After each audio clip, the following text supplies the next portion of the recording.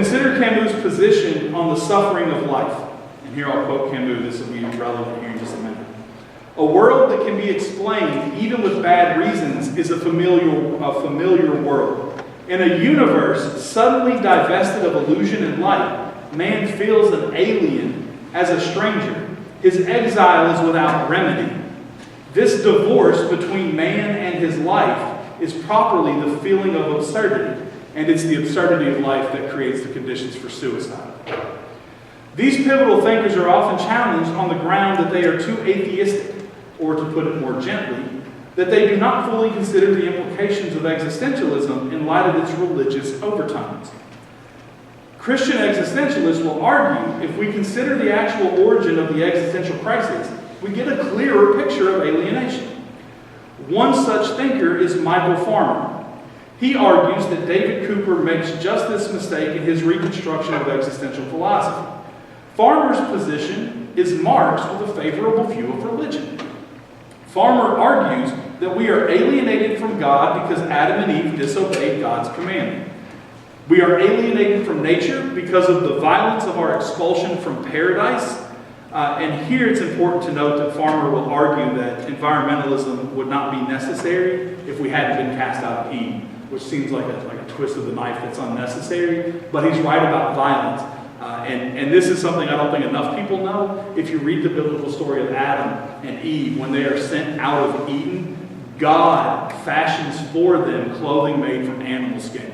So the first act of God after the fall is literally to murder something and turn it into clothing. So the first act of violence in the world is God's violence, right? It's not human violence. So that too, just keep that in mind. Farmer will also argue that we are alienated from one another because Adam blames Eve instead of admitting his own guilt and complicity in the decision to eat the fruit.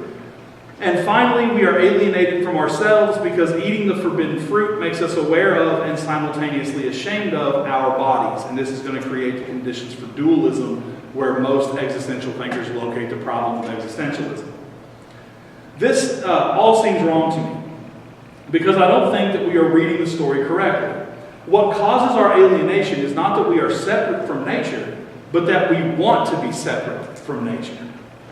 Adam's genesis in God's image is the source point for alienation. Our desire to be other than we are is the fuel that drives us to establish in clearer and more concrete ways that we are not entangled with animal being. We use animality as slander, the same way we use racial slurs, right? Stop acting like a dog, or you live like a pig, your room's a pigsty, that kind of stuff. We use animal life as slander, right? Here we might think of speciesism rather than anthropocentrism as the more critical human failure. Alienation is not an attempt to reconcile with God spiritually, but ecologically. Adam's fear that he is just another animal, combined with a misguided sense of dominion, provides the theoretical basis for domination as we experience it. Domination is not merely devastation or control in the traditional sense, but rather it is a socio-political and spiritual orientation to the world whereby we demonstrate our superiority over and separateness from creation by doing to it what we will in accord with our desires, understood as sanctioned by God. We see this relationship reflected in the ways that we exert our will in creation of the world as we want it to be. Monocultures in agriculture, damming rivers, mountaintop removal. You could probably think of a large list of ways that we recreate the world as we want it to be. Right? Existentialism recognizes that if we are to undo alienation, if we are to rectify the destruction of domination, if we are to reconcile with God, then we have to shed the idea that we are divine. We have to accept that our existence is fashioned out of the same exact nothingness from which all creation was formed. We have to accept that our place in creation is to be integrated into and not built upon the world. That is, we have to learn to live enmeshed in creation. Here then we come to the point where we can examine what I have argued in the guise of a creature as monster. Right? right? That this idea of the monster, the creature of the Black Lagoon. Though, I hope you all are familiar with this a little bit, right? This is a fantastic monster franchise, but if you haven't seen it, you should indulge yourself this weekend. Though the creature entered the modern American pantheon of monsters later than the standard bearers of monster culture in 1954, just as the golden age of monsters was waning, the origin point for the creature was much earlier in 1941. So you have monster culture where you have Frankenstein and you have Dracula and you have Wolfman and you have the Invisible Man, like the classic pantheon of monsters. And those are they've had their heyday. And Hollywood's transitioning to other film types, primarily spaghetti westerns. And right in the middle of like the end of monster culture, the beginning of western culture, is the creature from the Black Lagoon. But the creature from the Black Lagoon is not just a rehashing of monster stories. It began as a story that was told about an amphibious humanoid from the Amazon at an Orson Welles dinner party.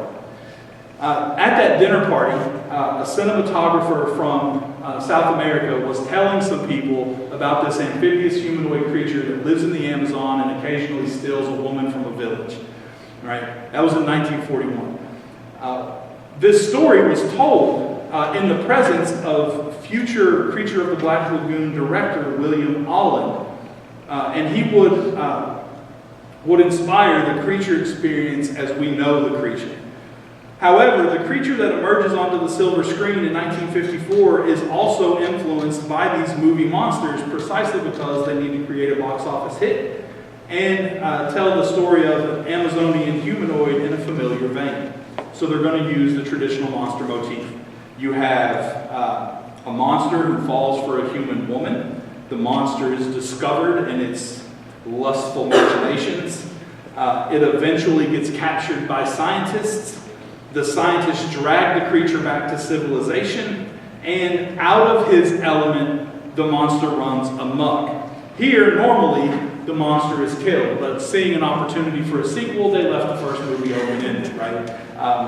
And so there are 2 more sequels to be exact. In the second iteration of the creature, 2 scientists / big game hunters, which is sort of like a very Wisconsin thing to be, working for a theme park, which is also a very Wisconsin thing, these water parks. These 2 scientists travel to the Black Lagoon. So at the end of the first movie, the monster escapes. So these 2 scientists go to the Black Lagoon, which in the second movie is the Florida Everglades, and to check out the rumors of the creature. They want to see it with their own eyes. In the first, this is real, I should have said spoiler alert, sorry. So in the first 10 minutes of the movie, they capture the monster, right? Wow, how's the rest of the movie going to go, right? So I'm not going to tell you how they do it. So they take the creature back to the theme park and they turn him into a sideshow attraction for the gawking masses. Meanwhile, a different scientist and a cute grad student begin conducting cruel experiments to determine the creature's intelligence level. The creature, understandably, is displeased with this turn of events and again runs amok, before presumably being decisively killed by these big game hunters. But of course, you know there's a third movie, so he wasn't. So the final installment has the scientists set out to capture the monster who has escaped. And in doing so, they become embroiled in the travails of jealousy and general human stupidity, which results in the creature being framed for a murder he didn't commit. This obviously causes the creature to run amok again. But this time, rather than escaping to an environment where he could live, the final installment of the movie shows the creature, instead of going back to the Everglades, he walks into the ocean, which is a habitat that cannot sustain his life, and so we know the creature commits suicide. Right?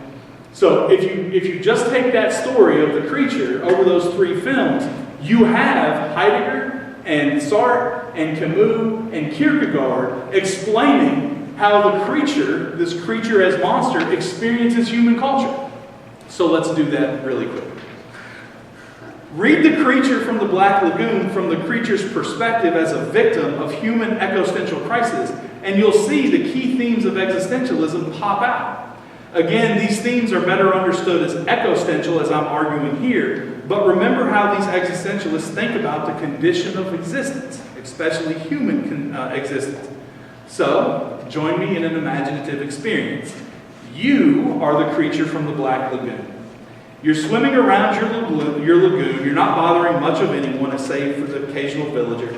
Then one day, along comes a big, loud boat, puttering into the lagoon, spewing oil in the water and making a terrible racket. Worse, on board are a bunch of outsiders and stupid tourists, and what do? They throw their cigarette butts in the lagoon. They dump chemicals in the water, and just make a damn mess of your home. Right? Then they have the gall to jump in the water themselves to gawk at you up close while you're trying to go about your business. Of course you're going to get a little pissed, right? But when you try to let them know that they're being huge pains in the ass and making a mess of your home, what do they do then? Being proper representatives of Western civilization, they shoot you. Then they set you on fire. Then they go away, leaving you to clean up the mess. A year later, you're pretty much healed up, swimming around your home again, and everything seems pretty chill. Then out of nowhere, here comes some more of those human individuals. This time, though, there's no pussyfooting around. They just dump a bunch of dynamite into the lagoon and set it off, blasting you into a coma. When you wake up, you find you've been carried far, far away from your home, dumped in a damp, barren cement tank, and chained to a pole. Worse, a bunch of stupid tourists are gawking at you through a window all day long, expecting you to perform, right? And if that wasn't bad enough, when people aren't looking, other people come into the tank to torture you. They offer you food, which is kind of nice, but as soon as you reach for it, they zap you with a cattle prod. I mean, what the hell is that about? And what do they expect you to do with that kind of treatment? Meanwhile, the rest of the park where you're being held is also full of other intelligent non-humans who have likewise been dragged away from their homes against their will, tortured, broken, and eventually driven mad, forced to perform stupid tricks for fat tourists all day before being crammed back into featureless cells. I mean, is that what they want you to do? Fetch a ball and do some backflips? Because if so, they got another thing coming. You're the creature from the Black Lagoon, right? So again, what do these so-called scientists do when you start acting naturally? They try to kill you for not being like them. They probably weren't even going to give you a cut of the t-shirts anyway, but still, they don't have to kill you. Then, another year after you escape, right, you break out of this hellish prison, and after finally calming down and finding your center and getting back to life in a lagoon-like environment and a happy routine, here they come again. Maybe they don't blast you with dynamite, but they still light you on fire, right? And what is it with these people? This time when you wake up, you haven't simply been abducted from your home again. No, that's just, these humans are too sadistic for that. They've already tried that. And you didn't want to play ball the last time. So this time they're going to fix you for good. While you're unconscious, they bring in a scientist who is going to cut off all of your protective scales, remove your gills, perform radical surgery to make you or force you to be more like the humans that they think you resemble. What were they thinking? Right? At this point, right, you're having a pretty terrible existence as an ambiguous humanoid creature. I'd like